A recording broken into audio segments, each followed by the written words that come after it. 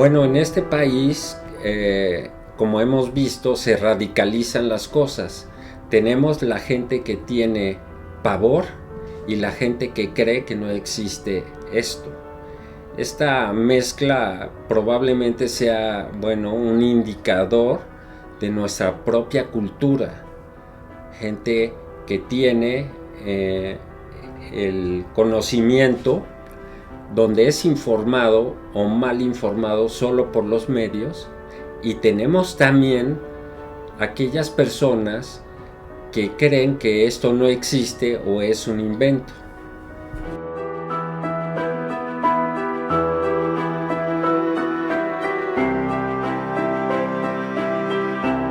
Es un sistema de protección en donde teóricamente previene el que puedas tú contraer alguna enfermedad. Esto viene desde hace mucho tiempo y precisamente ahora el tema que tiene en vilo no solo a nosotros en la parte médica, sino a todo el mundo, de todos los países, es la esperanza de una vacuna que pueda recuperar la vida de todos como era antes de diciembre del año pasado. Hay más de 160 proyectos en todo el mundo y algunos son mediáticos y otros no son mediáticos. Nos ha sorprendido esta pandemia y pensamos que éramos inmunes a cualquier enfermedad.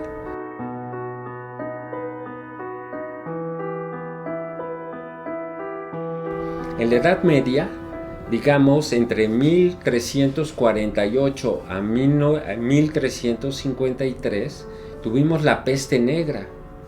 Y hay que recordar que ahí, en ese periodo, perdimos entre 80 y 120 millones de vidas de seres humanos en un planeta que ni por asomo tenía los 5.500 millones que probablemente tengamos hoy.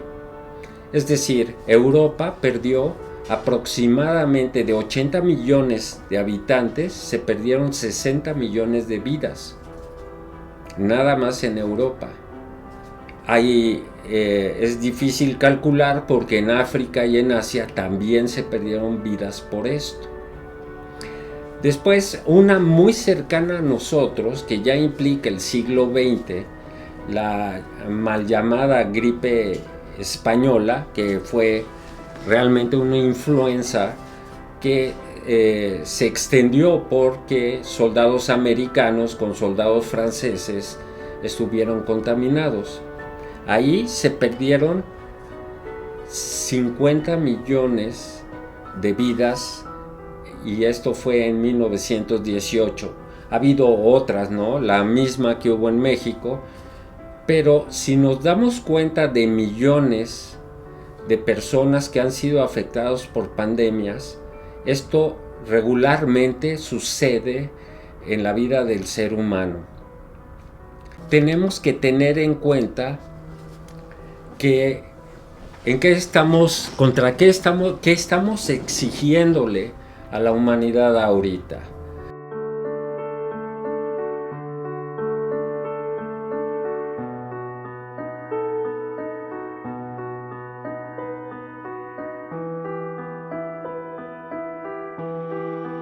Digamos, la vacuna más rápida que fue traída al mercado fue la vacuna contra las paperas, y esta vacuna tardó 4 años. Ha sido la más rápida.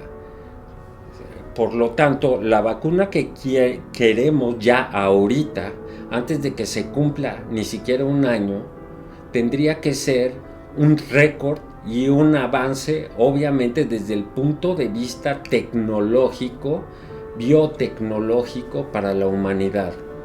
La segunda vacuna más rápida es la del ébola, que fue eclipsada por esta pandemia, pero salió este mismo año y solo ha sido aprobada en Europa y tardó 5 años. Ahora, la vacuna de la tuberculosis tardó 13 años en poderse desarrollar. La vacuna contra el rotavirus tardó 15 años. Y la vacuna de la varicela, su desarrollo tardó 28 años. ¿Qué quiere decir? Que la humanidad está exigiendo respuestas instantáneas para una enfermedad en un punto determinado. Y eso va a traer consecuencias buenas y malas. El desarrollo de estas vacunas ha sido posible también por el desarrollo de la inteligencia artificial, que ha ahorrado mucho de la investigación que hemos logrado de un Big Data a un punto específico. Sin embargo, recordemos la de la peste. En la peste, bueno, lo máximo que podía transportarse era en barco, o a lo mucho eran 12 kilómetros por día, que era lo que podía caminar esa gente. Y ahora miles de vuelos a través de todo el mundo se pueden dar. La exigencia del público en general a lograr una vacuna en menos de un año puede generar muchos problemas. ¿Ok?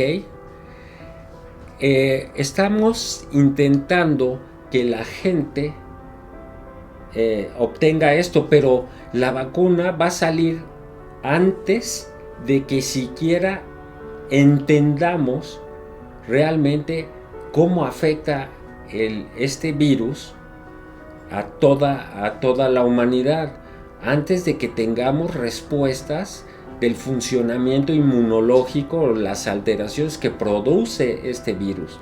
Y hay que recordar que ha habido muchos cambios en la humanidad. Sin embargo, los virus son más longevos, no desaparecen aunque haya explosiones nucleares, ni terremotos o eventos volcánicos. Los virus siempre han estado con nosotros y seguirán estando con nosotros.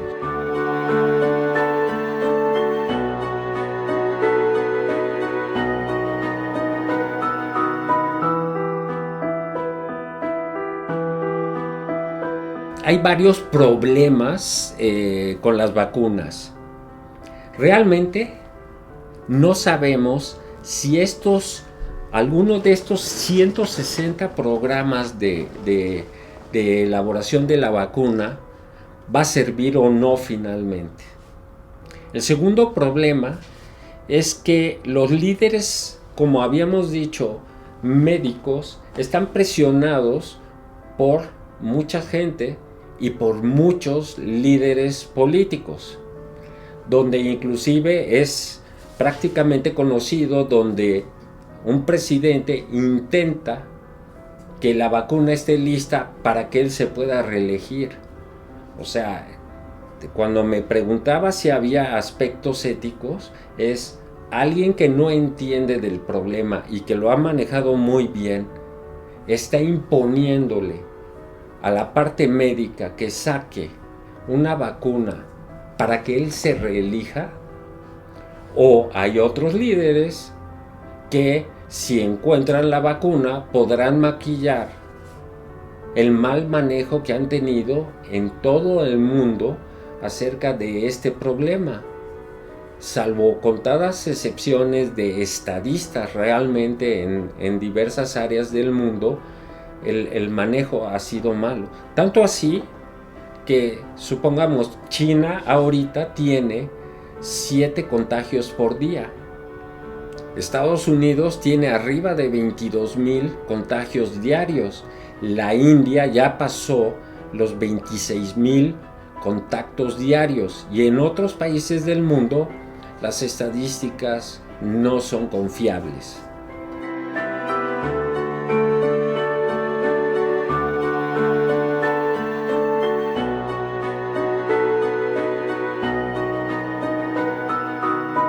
Yo creo que la Organización Mundial de la Salud ha sido ignorada por los presidentes o líderes de todas las regiones.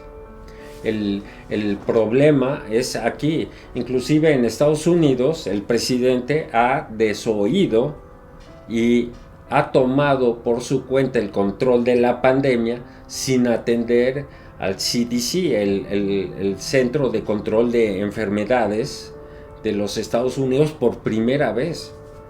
No es que los médicos no sepan qué se tiene que hacer y cómo hacerlo. Lo que pasa es que por primera vez los líderes políticos son los que han impuesto el manejo de la pandemia. Y bueno, obviamente regionalmente lo sabemos en Brasil, inclusive aquí, donde el que dicta el manejo o no, o el uso o no de ciertas cosas, o invertir en hacer estudios de quién tiene la enfermedad y quién no, no la ha tomado el gremio médico. Esa es la verdad. Ponen un médico que, digamos, no quiero ser ofensivo, pero es el ventríloco de su líder.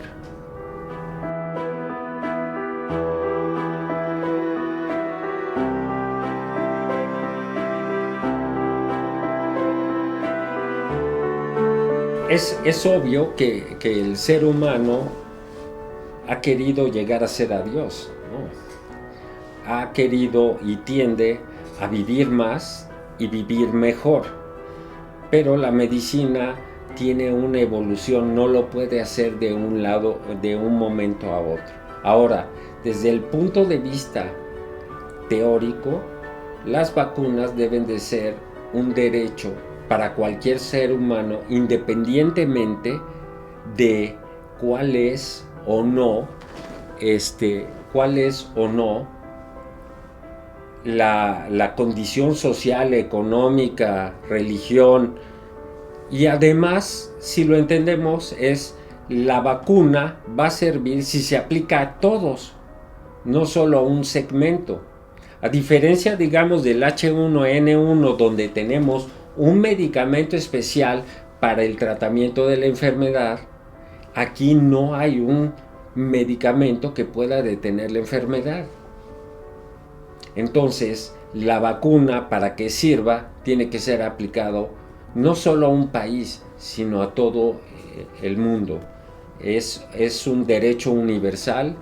¿Y qué va a ocurrir? No va a ocurrir eso, ¿no? Va a ocurrir, como siempre ocurre, el que tenga oportunidad se la va a poner.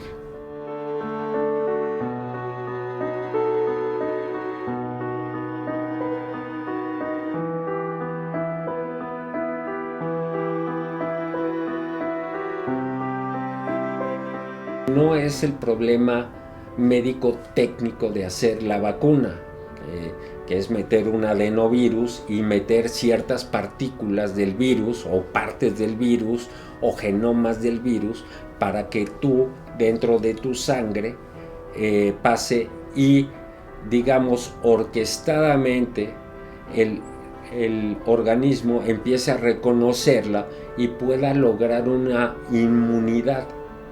Que al principio hablamos, nadie sabe si va a funcionar.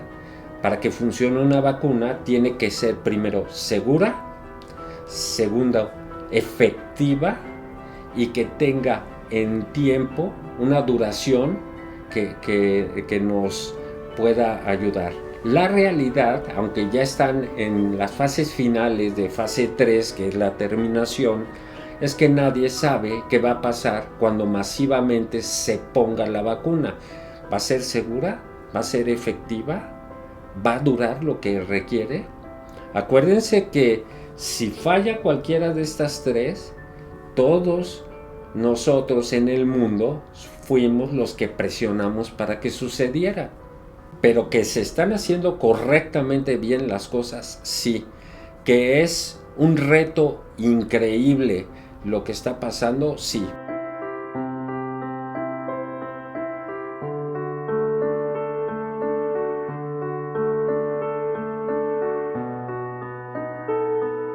El que podamos producir los griales, que es el envase, digamos, donde va la vacuna, tiene que ver con la obtención de ciertos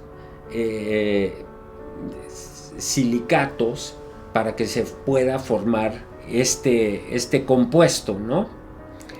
Estos silicatos, lo que puede hacernos a nosotros es ver, ¿podemos fabricar nada más el grial? Este borosilicato se produce en la India y se produce en Estados Unidos. La India es el gran productor de este borosilicato, nada más para hacer el grial. Resulta que para hacer 5,700 griales, sin considerar que la vacuna más viable probablemente requiera 2 dosis, va a hacer que un país que está puesto en rodillas, como es la India por la misma pandemia, no lo va a poder hacer. Y Corning, que es la empresa americana que hace la más grande los griales, digamos, si los americanos tuvieran que encargarse de ellos mismos 320 millones de griales, tardarían 2 años en poderlo hacer. Y por otro lado, si nos vamos viendo, bueno, el frasquito siempre lleva un tapón de hule, de plástico, de caucho. Eso tampoco lo tienen como para poderlo distribuir a todo el mundo. Y si se dan cuenta, hay un anillo de aluminio, tampoco se tiene esa cantidad. Y nos vamos al número de agujas, cuánto aluminio y acero se requiere en el mundo ahora para que todos tengan una inyección y la jeringa. Y si nos vamos más allá, vamos a ver que para esto requiere un transporte conservando la línea de frío. Y bueno, no sé en otros países, pero en este país es evidente y todos hemos tenido alguna intoxicación alimenticia porque no se conservan los alimentos en esa línea de frío. Eso te puede dar diarrea, pero aquí estás tirando el dinero a la basura si hay un pequeño cambio.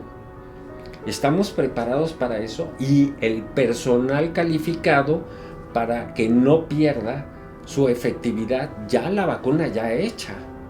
O sea, si no podemos resolver, digamos, problemas como entregar medicamentos contra el cáncer en niños, que probablemente sea en este país el problema 0.001, ¿cómo le vamos a hacer para 120, 130 millones de habitantes?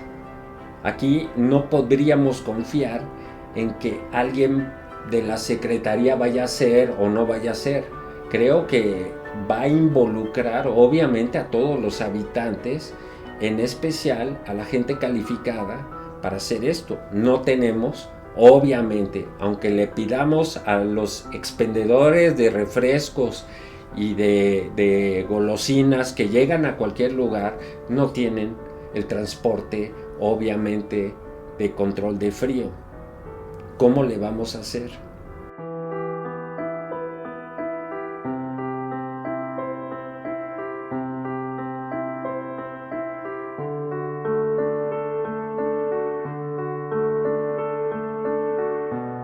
En la Constitución americana, inclusive, el General Surgeon, que sería el secretario de Salud, es el único que tiene, inclusive por arriba del presidente, la directriz sobre el ejército para que pueda cerrar ciertas áreas o no. Y está perfecta y legalmente protocolizado el manejo. Y no es porque el secretario quiera hacer algo, pero cuando el presidente muestra una ineptitud, toma el control constitucionalmente del problema de la pandemia un grupo de científicos. Básicamente la única vacuna que tenemos ahorita es lo que funcionó en la gripe de 1918, el alejamiento, el uso de cubrebocas y el actuar con responsabilidad. Esa es la única vacuna que hasta ahorita tenemos.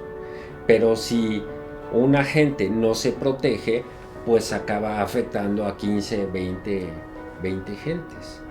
La respuesta inmunológica de cada uno de nosotros va a ser una diferencia entre ser asintomático, tener síntomas o estar muy grave y morirse.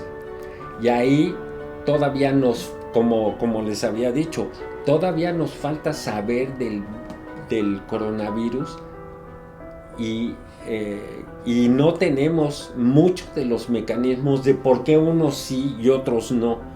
Porque a unos les va muy mal y a otros no tienen nada. De hecho, el virus en el 80% de la gente es asintomático. Entonces, no sé las estadísticas del gobierno, pero nos deberían de decir si ya se infectaron tantos que lo saben, cuánto el 80% que se ha infectado y que nunca lo supo o no lo sabrá, cuántos millones son. Porque así podemos calcular cuántos realmente, independientemente de ser de México, podríamos saber cuántos muertos hay en realidad. O sea, no tenemos la cifra real, ni siquiera la calculada.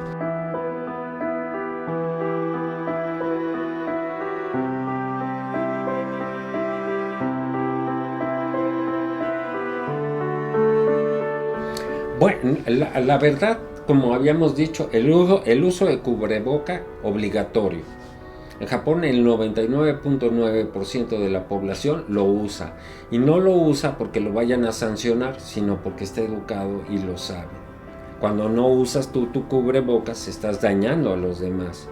El otro, estar bien alimentado. Bien alimentado no es comer mucho, sino comer cosas que te nutran. Tercera, algo muy importante, poder dormir bien.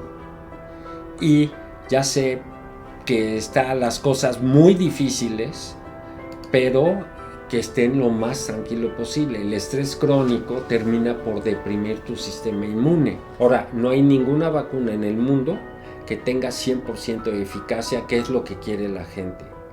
No hay ninguna vacuna en el mundo que esté exenta de efectos colaterales. Hay que entenderlo, porque hay un escándalo que porque determinaron que si tenía mielitis transversa. No, hay que entender que esto puede ocasionar enfermedad o muerte en una pequeña parte de la población, muy pequeña, pero los efectos colaterales se van a tener. Hay que tener fe que esto en general le va a servir a toda la humanidad y que el trabajo está completamente incompleto después de haber expresado toda esta tecnología hasta que no tengamos un antiviral específico para SARS-CoV-19.